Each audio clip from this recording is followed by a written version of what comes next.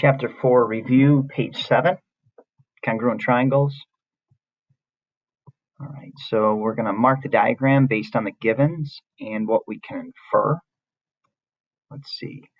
One of the first things for this proof, I have to decide YV the same as WV. Okay, so I'm probably going to be going for congruent triangles. So I'm looking at the bow tie here, and I'm probably going to be able to do that. So that's what I'm going to go for. Midpoint. So V is the midpoint of XZ, so now ZV is going to be proven congruent to XV, the segments. And then parallel, I'm going to put arrows. Now this one, we've got to be really careful which angles we say are congruent, okay? So it's going to be a backwards N, and this angle WZV is going to be congruent to YXV. It's very tempting to pick the wrong angles here. We've got to pick those. So actually, yeah, I see this as well. Students could do, I didn't, but students could do ZWY congruent to XYW. So that would have been acceptable as well. I did it a different way, but there is more than one way to complete this proof. So I'm going to just go with what I did. So I used the vertical angles and this pair of angles here, and it ends up being an angle-angle side proof for me because of what I chose. All right. So right now I'm putting all the givens in, and that actually has not accomplished any of the congruent corresponding parts. I have to infer everything from here. So midpoint, I have to infer those sides congruent, which I'm going to, yeah, that's next. Definition of midpoint.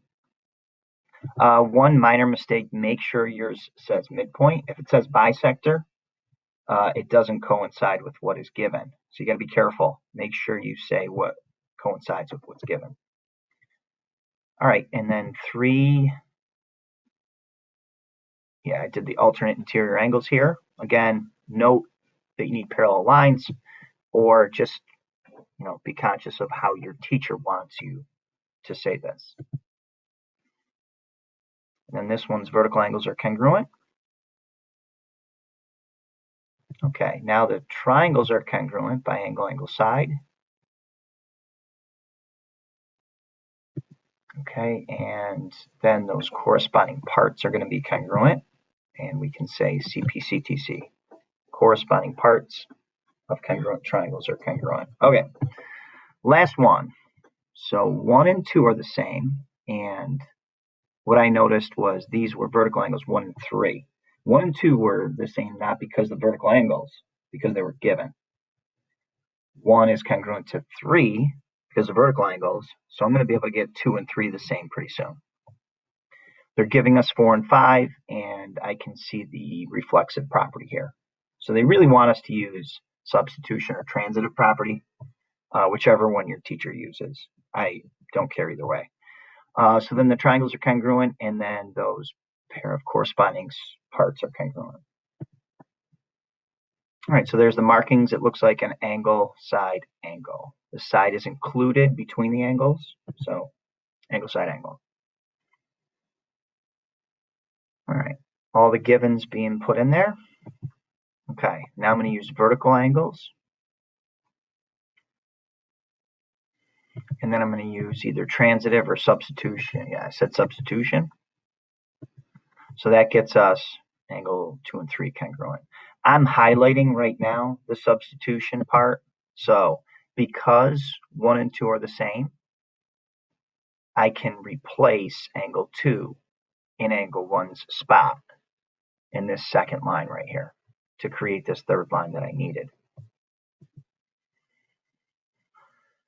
Okay, so that gives me both pair of angles. Now I use the reflexive property to get those pair of sides.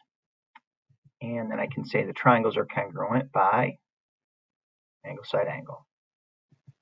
And then the pairs of corresponding parts are congruent by CP, CTC.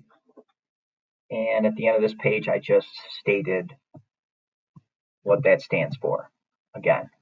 So I use it twice.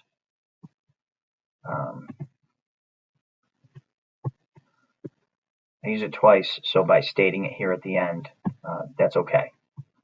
All right, that's it for the Chapter 4 review.